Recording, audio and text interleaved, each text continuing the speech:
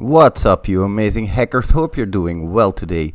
So, Twitter released an update on their security incident on Saturday, the 18th of July of 2020.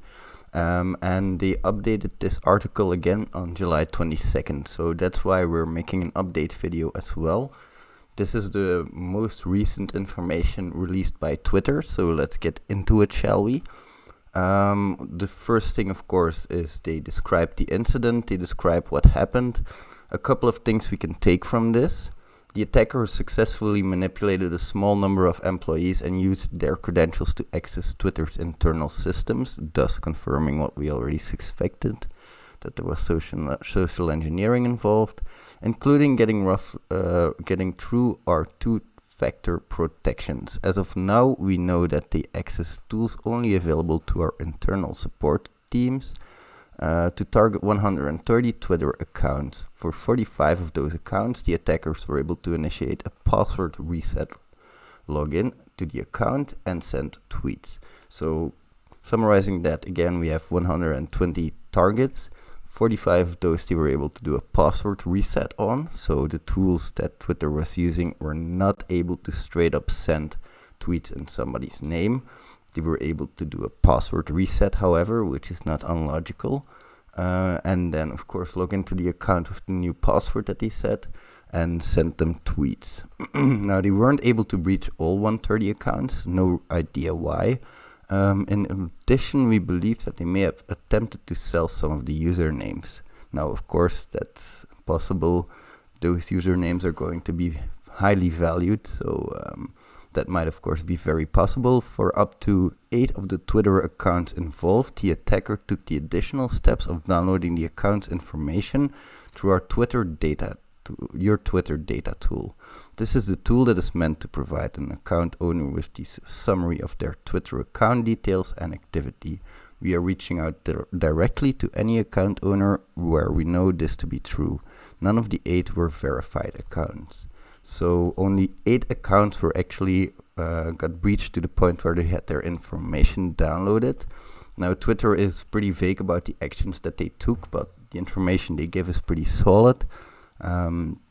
First of all, of course, they stopped the attackers by preventing the breached Twitter accounts to sending out any tweets at all. They changed their passwords. They were not able to change their passwords anymore after locking the account. Of course, this was all to further stop any spread. Now, they are also, of course, still continuing to investigate the incident, working with law enforcement and determining longer-term actions they should take to improve security of their systems. Good action on their part there. They have multiple teams working around the clock focused on this and on keeping people who use Twitter safe and informed. So good news, guys. Of course, your Twitter account is not vulnerable, but we already knew that. Of course, this could potentially happen again. Nothing stops this from happening again, but Twitter is very much on alert now, so chances are again much lower. The important question for people who use Twitter is likely, did the attacker see any of my private information? And for the vast majority of people, Twitter believes the answer to be no. For the 130 accounts that were targeted, there is some information. However, attackers, of course, were not able to read clear text passwords as they are not stored in clear text or were available through the tool used in the attack. The attackers were able to view some personal information, including email addresses and phone numbers, because, of course, those can be displayed through the information to the internal support tools. And in case where an account was taken over by the attacker, they may have been able to view additional information. The forensics investigation of these activities is still ongoing.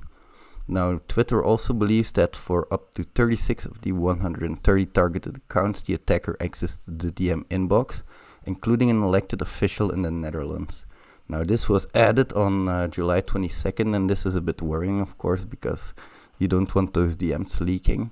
But if they leaked, they leaked. Nothing we can do about that now, except for mitigate the damage in the future. Now, Twitter also lists some of their next steps, which would be restoring access for all the account owners who may still be locked out as a result of the remediation efforts, continuing the investigation of the incident and the cooperation with law enforcement. Twitter is also further securing their systems to prevent future attacks, and they're rolling out additional company-wide training to guard against social engineering tactics to supplement the training employees receive during onboarding and ongoing phishing exercises throughout the year. So that's really good that they have ongoing phishing exercises. That means that the employees, people regularly try to phish them as an assignment, like we do pen testing, and they try to get information from them. Now, more is to come as Twitter support investigates this, so no doubt we'll be doing another video about this. I hope you guys enjoyed this one. What do you think about these recent Twitter hacks?